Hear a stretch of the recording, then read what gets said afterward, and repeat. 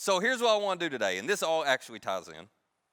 I want to start by asking you a question, but I need to define what I mean by this question. The question is this: is it easier to follow Jesus in adversity or in success? Is it easier to follow Jesus in adversity or success? But when I talk about following Jesus, whenever we talk about it around here, we don't mean what maybe has been explained or modeled to you before, and that is this. In most churches, growing up, maybe you heard this. To follow Jesus just meant, well, I believe in Jesus. To follow Jesus just meant, well, okay, I prayed a prayer, I went down to the front, like whatever the deal was at that church. I believe in Jesus, I'm good, I'm a Christian. Maybe you go so far, I've been baptized, like everything's good. And that's what most people think of. That's actually not what we're talking about, because this is going to be shocking to some of you. Not one time did Jesus ever look at anyone and say, you know what? I want you to pray a prayer right now that you believe in me, and then you're all good. He didn't do that. If you don't believe me, just read the Gospels. He never did that. He offered a very different invitation. His invitation was not just to believe, because anybody can do that. His invitation was to follow him. And by follow him, what he meant was this. He meant, I want you to begin to emulate me and how I'm living. I want you to begin to progressively believe and behave a little bit more like me, so that eventually I can form my character in you. That's what he means by follow. To follow infers movement. It's not just, well, I checked the box, I prayed the prayer, and got baptized, and I believe. No. This involves movement, which is why all of us, no matter where you are in your faith journey, you don't believe in God all the way to, I've been following God for a long time. All of us have another step we can take, because all of us can grow to become a little bit more like Jesus. So, with that understanding, let me ask the question again. Is it easier to follow Jesus, to trust him, to forgive, to serve, to give, to love the way he did, to show patience and kindness the way he did? Whatever, so many things we could talk about there, whatever you want to fill in the blank. Is it easier to follow Jesus like that when you're facing adversity or when you're facing success? Now, I'm going to give you my opinion because I've got the mic and I'm on stage, and most of you are too scared to do this. So you got to listen to me, right? So here's my opinion. I actually think it's easier to follow Jesus when you're facing adversity. Now, sometimes it just submarines people's faiths, but I don't actually see that very often. And the reason I think it's easier to trust and to follow Jesus when we're facing adversity is because adversity humbles us. Adversity reminds us that we are not in control. And once we realize we're not in control, what do we all want to do? Well, we're open to looking to the one that we think has control, right? So it's so much easier just to lean in and to look up when we're struggling and, God, okay, I know I'm not in control and I need your help, I need your help, I need your help. But when life is going well, and maybe this is where a lot of us are, quite honestly, I know we've all got our issues and our problems, but most people in the world would trade positions with any of us, so things are pretty good for us. When you're facing success, when things are going well, I think it's a lot harder to keep following Jesus. And the reason I say that is because there is something in all of us that when things are going well, I begin to feel like I am in control. And I begin to believe I'm responsible for all the good things happening in my life, Pride starts to creep in, and I think, man, I'm handling this well. And look at what I did there, and look at what I did there. And, I got this all under control. It's just so much more difficult to humble ourselves and realize we're not in control when things are going good. Which is maybe why, and I think this is human nature, but this has certainly been something I've been reminded of, because when I was growing up, teenage years, college years, even today every now and then, I bet I was told 1,000 times by my mom and dad. They would look at me and say, Matt, pride goes before a fall. Pride goes before a fall. And still to this day, I have no idea. I don't understand why they felt the need to tell me that. That was sarcasm, if you weren't sure. Yeah, it was like, I guarantee you they're, oh my gosh, he does not have any humility. We better remind him. He thinks he's in control. We better remind him, right? Because there's just something about when things are going well that we go, oh, I got it. And I'm responsible for making it all happen. Today we're wrapping up this series called The Life and Times of Joe Jacobson. The Life and Times of Joe Jacobson. We're learning about and walking through the story of Joseph, who was the son of Jacob, who was the son of Isaac, who's the son of Abraham, that we have all heard of. And this is an extraordinary story of extremes, because Joseph experienced highs that were higher than we'll ever experience. He experienced lows lower than we'll ever experience. And Joseph held in his hands a power, and we're going to talk more about this in a minute, but a power that was greater than any of us will ever have. And yet throughout this story, there is a question that has just kept percolating, floating up to the surface. I find it to be such a challenging question. It's one of those questions that once it gets lodged in your head and you start thinking about it, it's hard to escape it. And it creates some tension inside of us because it challenges some of these natural responses we have, especially when things are going well. The question is, well, what would someone like you do who was confident that God was with them? Because this seems to be the way Joseph lived for the majority of his life. As he went through all of these lows that would have, just destroyed so many people, he continued to respond. He continued to act as if he was totally confident God was with him. Joseph's story, just to give you a quick recap and get everybody up to speed. So we picked up Joseph's story when he was 17 years old. At the time, he was the youngest of 11. So we had 10 other brothers. He was the youngest of 11. And there was a ton of family drama because Joseph was daddy's boy. He was daddy's favorite. And all the other brothers, everybody else knew he was daddy's favorite. Jacob didn't even try to hide it. I mean, he gave him a coat that he wouldn't give anybody else. It was a special coat, and he took care of him. He didn't send him out to work when all the other brothers had to go work. I mean, there's so much going on there. There was so much jealousy. And then to make matters worse, at 17, Joseph has a dream where he believed God shows him his future. God shows him, I have a purpose for you. And oh, by the way, Joseph, one day you're going to be in a position where your dad and all of your brothers, they're going to bow down to you. And Joseph does what any 17-year-old would do. He tells his brothers, it's like, hey, guess what, guys? God told me. And he just kind of rubs salt in the wound to the point that they hate him so much when they finally get an opportunity. At first, they decide to kill him. And then one of them has the brilliant idea, no, let's just fake his death, convince daddy he's dead, and let's sell him into slavery because then we can make some money off of him. It is just family dysfunction at its finest. And so they do. They sell Joseph. He's taken down to Egypt where he is sold to Potiphar, who is the captain of Pharaoh's guard. And yet, in that terrible situation, Joseph somehow believes God's still with him. And so he does whatever he can do to be the best slave he can be. And Potiphar's like, man, his God seems to be taking good care of him. I'm going to make him over everything. And so Potiphar ends up getting blessed and becoming rich and successful because of Joseph.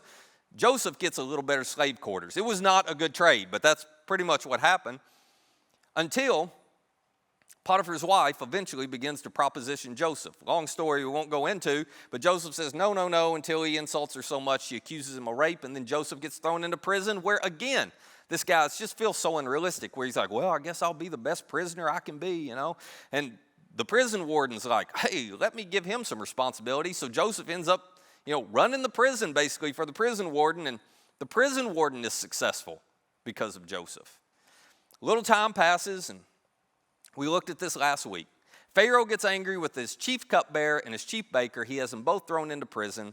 Long story short, after a little while, one night they both have a dream, and they're so disturbed by it, they don't know what it means. And Joseph says, hey, I think I can interpret this for you. I think God will show me what your dream means. And so he does. And he tells the cupbearer, hey, here's what it means. He tells the baker, here's what yours means. And sure enough, 3 days later, everything comes true for both of them. The cupbearer is, freed by Pharaoh, put back in his job in the palace. Everything's good.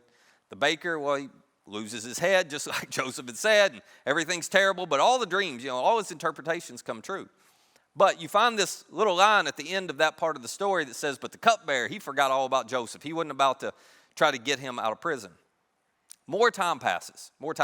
And then Pharaoh has 2 dreams that trouble him so much, nobody can give him an interpretation. And the cupbearer's like, oh yeah, well, Pharaoh, I hate to bring this up, but you remember when you had me down there where there was a Hebrew slave? It's so odd.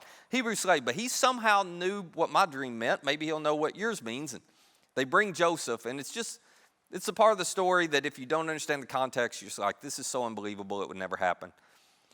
But Joseph looks at Pharaoh and says, God will help me interpret your dream. And he does, and he interprets it. He says, you're going to have 7 years of extraordinary abundance with your crops here in Egypt, Pharaoh. And then after that, God's telling you there are going to be 7 years of famine unlike anything you've ever experienced. And then Joseph says, hey, let me just give you some unsolicited advice, Pharaoh. And he goes ahead, gives him a plan of what to do. And Pharaoh's like, oh my gosh, your God, he is clearly with you. I'm putting you in charge of the whole deal. And that's where we left off last time. With Joseph going from a prisoner to prime minister of Egypt in about 2 hours. And sure enough, everything unfolds. Everything unfolds just the way that Joseph said it would unfold. Egypt has 7 years of extraordinary abundance. And Joseph's in charge of everything, and he levies a 20% tax on all the grain, and he stores it up. Then sure enough, the famine hits. And about 2 years into the famine, they've got plenty of grain. Joseph's selling it back to the people. But the famine hasn't just hit Egypt. The famine has hit the entire region. And this is the point where the story has a twist that none of us, if we didn't already know the story, none of us would ever expect this to happen. The writer tells us this, that when Jacob, which was Joseph's dad, when Jacob learned that there was grain in Egypt, he looked at his sons. Now, we're going to see this in a minute. He has had another son since Joseph supposedly died. Joseph now has a younger brother that he doesn't know anything about named Benjamin. So he's got 11 sons again, okay? And he looks at them and he says, why do you just keep looking at each other? In other words, this was his way of saying, hey, we're all starving. This problem will not fix itself. You need to do something. I can relate to this because when our dogs are banging on the door and my 2 kids just sit there, I'm like, is anybody paying attention? Why don't you do something? That was the kind of the mentality or the attitude that Jacob had. He's like, this thing's not going to fix itself. Why aren't you guys doing something? You should be headed to Egypt. He goes on. He says, I have heard there is grain in Egypt, so go down there, buy some for us, so that we may live and not die, because it is that drastic. And so, the story continues and says, then 10 of Joseph's brothers. Wait a minute, I thought there were 11, not counting Joseph now. There was. But now daddy's favorite is the new youngest, Benjamin, and he doesn't have to do any work, okay? So he sends the other 10, and they went down to buy grain from Egypt. Now, this is the point in the story that if it's a movie, the dramatic music starts. Do you know how you watch movies sometimes and the writer of the movie will let you in on a tension that's coming that the characters in the movie they don't know about yet? Well, that's what the writer of Genesis is doing. He is about to let us in on a tension that is coming that you have to remember. These 10 brothers, they didn't know any of this was coming. They didn't know how the story ended. They did not know what was about to happen, but the writer lets us know. He adds in, verse 6, now Joseph was the governor of the land, the person who sold grain to all its people. It's like, oh my gosh, it's coming. It's coming. Because these guys are about to head down, and they're about to try to buy grain from their brother that they sold into slavery. Now, I just want you to think about this for a minute before we move on. At this moment, Joseph has something that all of us have wished we could have. Joseph has the upper hand. Joseph has all the power over the people who have hurt him most deeply. Just real quick, this is a broad stroke, and this isn't true in every situation, but I think it's generally true. Eventually, the people who hurt you will need you. Eventually, the people who've hurt you will cycle back, and they will want something from you. This is just the way life generally works. They cycle back, and they want something from you. And in that moment, you have to decide what you're going to do. This is what happened to Joseph. And all the tests he had of, are you going to trust God when everything's so bad? Trust God when you're a slave? Trust God when you're a prisoner? None of those were as difficult to test as what he was about to experience when he had success, when he had all the power in his hands. The writer goes on to tell us, so when Joseph's brothers arrived, they bowed down to him with their faces to the ground. And I'm reading into this, but I'm sure Joseph's like, the dream. It was true, It's like, I told you all this was going to happen. Writer goes on and says, as soon as Joseph saw his brothers, he recognized them. But he pretended to be a stranger because they hadn't seen each other in 23 years. He pretended to be a stranger, and he spoke harshly to them. So instead of speaking Hebrew to them, he spoke Egyptian, through an interpreter so that they wouldn't get an idea of who he was. I'm sure he had his whole Egyptian garb, his get up on. They didn't recognize him. He spoke harshly to them. He said, where do you come from, he asked. And they were probably, well, we're from the land of Canaan. We just came here to buy food. And then the writer tells us that although Joseph recognized his brothers, they didn't recognize him. And now here Joseph is, and he's holding, think about this.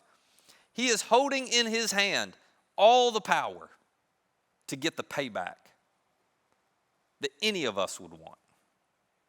He has the upper hand. He can do whatever he wants to do. He can do what, let's be honest, he can do what all of us would want to do. See, one of the greatest tests of whether you actually believe God is in control of your future and your outcomes is not when life's out of control. You know you don't have any control then. It's when you're holding all the power, when things are going well, and when somebody who's hurt you circles back to you and you realize, oh, I can do right now what I've always wanted to do. That mom or dad who abandoned you or disappointed you so much, and then they circle back and they need you for something. Or that brother, that sister who they were just so condescending to you, and they acted like that they didn't believe in you at all. But now they're at a point in life where they need you because you married well and you've been smart with your money and they haven't, It's like, oh, now I need something for my kids, or now I need you to help me figure this out.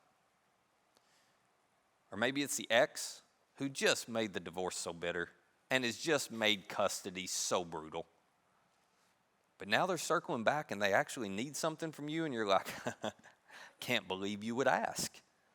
But now's my chance. I don't know, it may be the boss who fired you without reason, or coworker that disappointed you, or friend that betrayed you. But it's funny how in life, the people who have hurt us always seem to cycle back and need us. And if you have been following this story and you've thought, oh my gosh, I could never be Joseph. I mean, look how he responded when he was a slave and a prisoner. I can't even relate. Well, you're about to be able to relate to Joseph now, because he does not pass this test at first. Joseph does exactly what all of us would want to do. I'm going to summarize a little bit of this for you, okay? What happens is this. Joseph looks back at him when they says, no, we're just here to buy food. We're from Canaan. And he says, you are not, you're spies. Every one of you are spies. Y'all just came here to try to scope this place out, and you're going to try to, whatever. And it scares them to death. And I'm sure Joseph's thinking, perfect. Because do you know how much fear I felt when I was down in that well, and then when you sold me into slavery? You deserve to feel a little fear. And he just keeps pressing them. And they're so scared, they start giving him their story. No. Really. We've got a dad back home, in Canaan, and we've got a younger brother, and this is the first Joseph's heard about him. We got a younger brother who stayed there, Benjamin, Daddy just loves him, so he left him there. And we had another brother, but he's no more. That's the way they put it. He's no more. And Joseph's like, really? Tell me more about that brother, What happened there? They're just so scared, They're so scared. And Joseph realizes, I'm going to get some revenge. I can pay them back. So he says, I don't believe any of you. And he has them thrown into prison, the same prison where he spent a lot of his young life. He has them thrown into prison. And I'm making this up. But I think he had them thrown into prison with a note to his buddy, the prison warden. Hey, most rat-infested cells you got for these guys, right? It's like, let them get a little bit and a little taste of what I went through, So for 3 days, they sit in prison. And then he brings them back and he says, all right, I'm going to make you an offer. If you guys can go back and get your younger brother and bring him back here and prove to me that your story's true, then I'll believe you're not spies. And he points to one of the brothers, Simeon, and he says, but he's staying in prison, and I'm not letting him out until I see your younger brother. So they're like, oh my gosh, it's terrible. So anyway, Joseph gives them some grain. They give him all the silver to buy it. Off they go. What they don't know is Joseph has commanded his stewards, I want you to slip all the silver back into their bags. So they get to the first night, and open their bags. They're getting ready to camp out for the night, and they all find their silver, and it scares them to death. They're like, oh no, now we don't know how this happened, but now he's going to think we stole the money from him, So they go back to Jacob, and they tell Jacob everything that happened. They're like, Simeon's in prison, Dad. And the only way we can get him out is if we take Benjamin back. And oh my gosh, this money was here. We got to take it back. And whatever. And telling Jacob all this. And Jacob looks back at him and says, there's no way. I've already lost one son that I love deeply. There's no way I'm letting you take Benjamin. Well, yeah, Dad, but what about Simeon? Stuff happens sometimes, kids. That is really how he...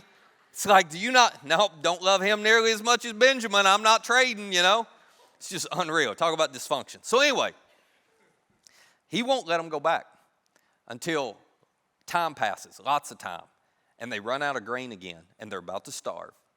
And the sons come back to Jacob, and they're like, Dad, we could have been to Egypt twice already. Why?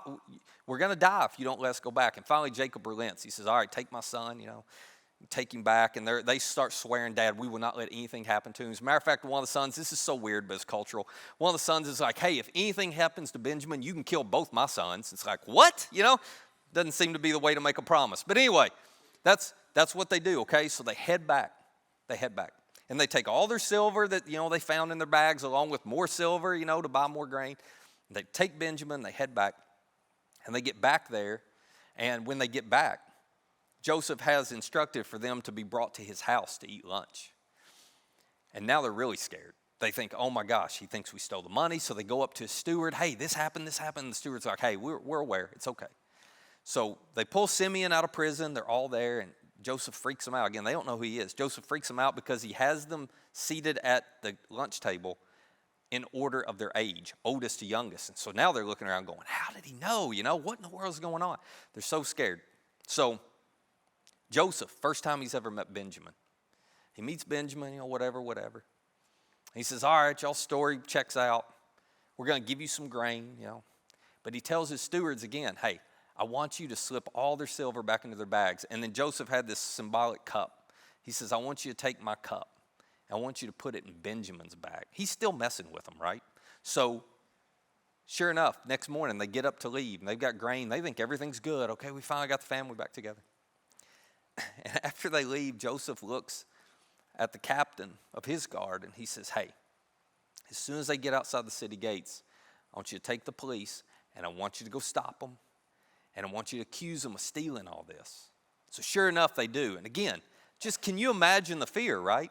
And these brothers are so upset. They're like, we would never. We did not do it. As a matter of fact, one of the brothers says, hey, none of us took that cup. If you can find that cup in any of our bags, you can just kill whichever brother has it. I mean, they really loved each other, can't you tell? So sure enough, they start opening bags, and each of them find their silver, and they're freaking out. And then Benjamin opens his bag, and Joseph's cup is in it. And they're like, we take back what we said. You can't kill that one, You can't kill that one. So they all get dragged back, and they're terrified, and they're talking to each other along the way like, this is God punishing us for what we did to our brother Joseph. We're reaping what we sowed. It's all coming back around. So they get back in front of Joseph. And he's intent on just making them pay. He's got the upper hand. He's got all the power. But here's what he notices. They all begin to beg Joseph, without knowing who he was, they all begin to beg Joseph to spare Benjamin's life. And they begin to offer themselves in return for Benjamin. And Joseph, at first, he's so hard-hearted. He's like, no. He's the one who did it. He's the one who's going to stay here in prison. We're not doing that. But he sees these brothers, they've changed. Now they're not treating, daddy's boy Benjamin the way they treated daddy's boy Joseph. Now they're actually being loving. They're actually willing to sacrifice for him. And somewhere in the midst of that, Joseph realized, oh my goodness, what am I doing? I've been so confident God was with me and in control of my outcomes when I was at the bottom.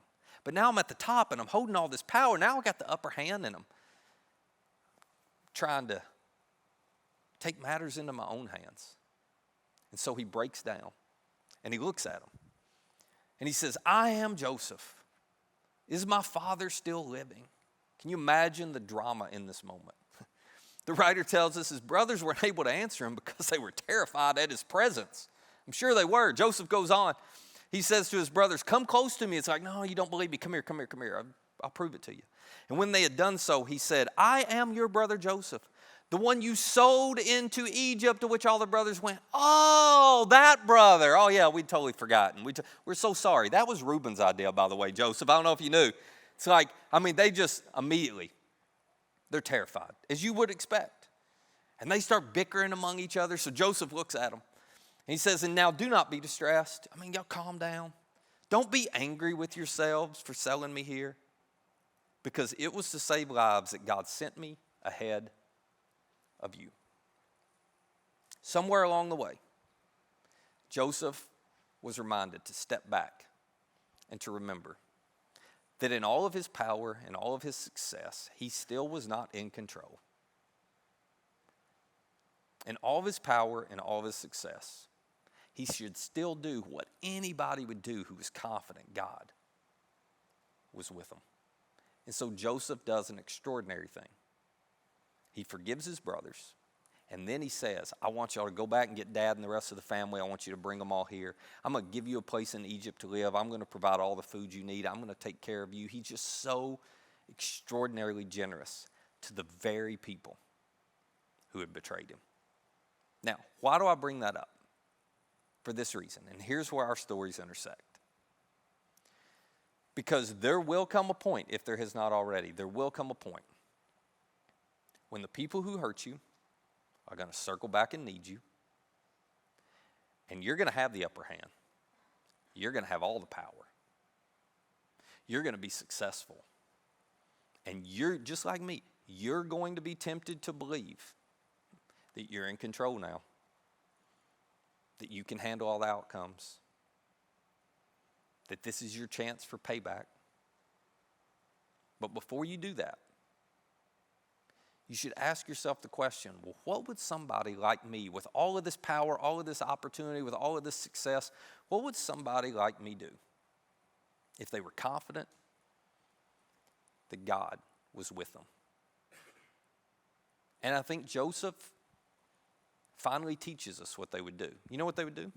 They would forgive. They would forgive. Not because those people deserve it. They would forgive because they would realize, oh my gosh, when I didn't deserve it, when God had the upper hand, when he had all the power, he forgave me. So I'm just going to do for them what's been done for me when I didn't deserve it. They would forgive. And if you were confident God was with you, what they would do is they would give. Instead of using that power for payback, they would be generous.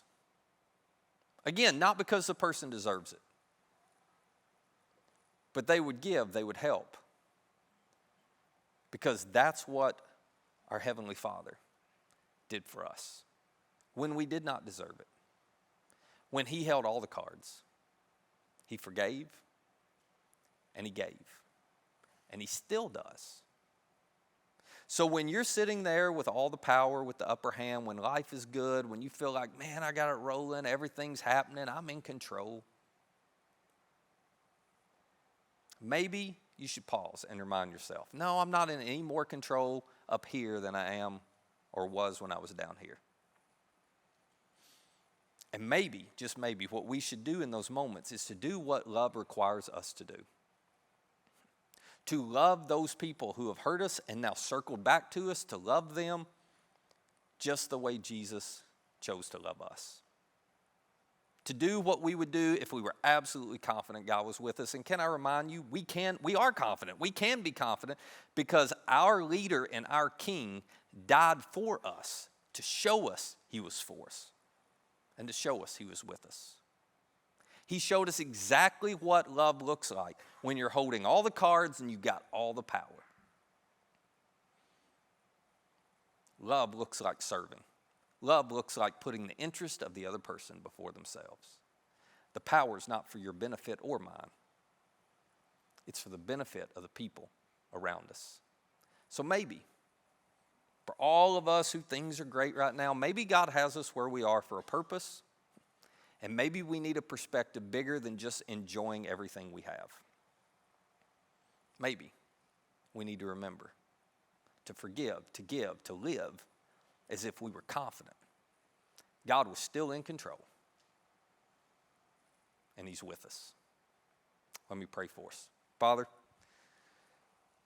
it's a whole lot easier to talk about that than it is to actually do when the people who've hurt us circle back and we see we've got the opportunity. It's tough. But would you remind us that you're not asking us to do anything for them that's any greater than what you have done for us. So would you give us the courage and the boldness to forgive, to be generous when they don't deserve generosity, to give instead of seeking payback, to live confident that you're with us. And the outcome really is in your hands, not ours. It's in Jesus' name we pray. Amen.